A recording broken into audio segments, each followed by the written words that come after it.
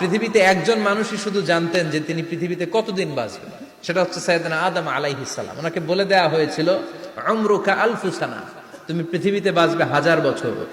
কয় বছর? সাইয়েদনা আদমের সামনে অনেকগুলো রুহু রাখা হয়। সাইয়েদনা আদম বললেন, এরা কারা?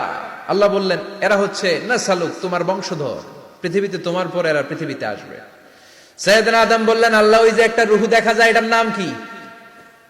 আল্লাহ বললেন, হাদা ইবনুকা দাউদ, এটা তোমার ছেলে দাউদ, সে দুনিয়াতে নবী হয়ে আসবে, তার ছেলে সুলাইমান নবী হয়ে আসবে। সাইয়েদনা আদম বললেন, মাবুদ, আমার ছেলে দাউদের কত বছর হায়াত আপনি দিয়েছেন? আল্লাহ বললেন, 40 সানা, মাত্র 40 বছর, 4 ইয়ার্স, 40 বছর তোমার ছেলেটা বাঁচবে। ও আল্লাহ, আমি বাঁচবো কয় বছর? তুমি বাঁচবা 1000 বছর। সুবহানাল্লাহ। সাইয়েদনা আদম বললেন, মাবুদ, এত ফুটফুটে সুন্দর আমার ছেলে দাউদ, মাত্র 40 বছর দিলেন কেন? জিদ মিন উমরিহি, বাড়ায়া দেন। কি করেন? সুপারিশ করতেছে পোলার লাইগা কে? বাবা। আল্লাহ আপনি বাড়ায়া দেন। আল্লাহকে বাড়ানো যাবে না, লেখা হয়ে গেছে। রুফিআতিল আকলাম ওয়া জাফফাতিস সুহুফ, কলম তুলে নেওয়া হয়েছে আর কালি শুকায় গেছে, আর কিছু করা যাবে? সাইয়েদনা আদম বললেন, মাবুদ, আমার 1000 বছর কেন দিলেন? আমার এই সুন্দর ফুটফুটে ছেলেটারে মাত্র শুধুমাত্র 40 বছর কেন দিলেন? ও মাবুদ, আমার 1000 বছরের দরকার নাই, আমার 1000 বছর থেকে 60 বছর আমি আমার ছেলেরে দিয়ে দিলাম। দাউদ আলাইহিস সালাম বাঁচবে 40 বছর, তো বাপ আদম যদি আরো 60 দেয়, 40 আর 60 মিলে কত হয়? 100। ভালো হিসাব বোঝে, 100। আর আদম আলাইহিস সালাম পেয়েছিলেন 1000 বছর, 60 কমে গেলে রইল কত? 940 বছর পৃথিবীতে থাকার পরে মালাকুল মাউত চলে এসেছে।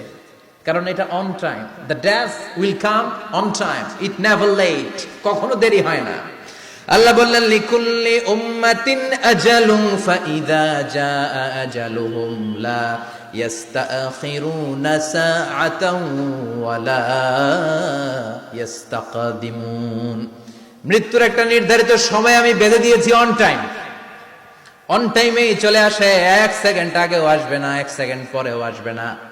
940 বছর বয়সে মালাকুল মাউত এসে হাজির, এসে বলল, জিইতু আন আকবাদা রূহাক, রূহ কবজ করতে আসছি।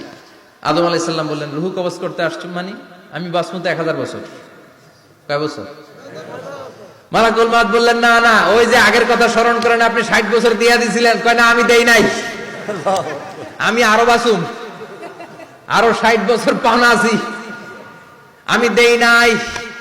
মালাকুল মাউত বললেন, আপনি দিয়েছেন। আদম বলে, দেই নাই। মালাকুল মাউত বলে, আল্লাহ ঘটনা দেখেন, দিয়া কয় দেই নাই। আল্লাহ কয়, থাক, কথা কইস না, আয়া পড়। সুবহানাল্লাহ পড়ো। নাসিয়া আদম ফানাসিয়া বানু, ভুলে গেছেন আমি, আমরা ভুলে যাই, আমরা খেয়ে বলছি খাই নাই, নিছিলাম পকেটে, কয় নেই নাই। এরকম ডাকাইত আছে না নাই?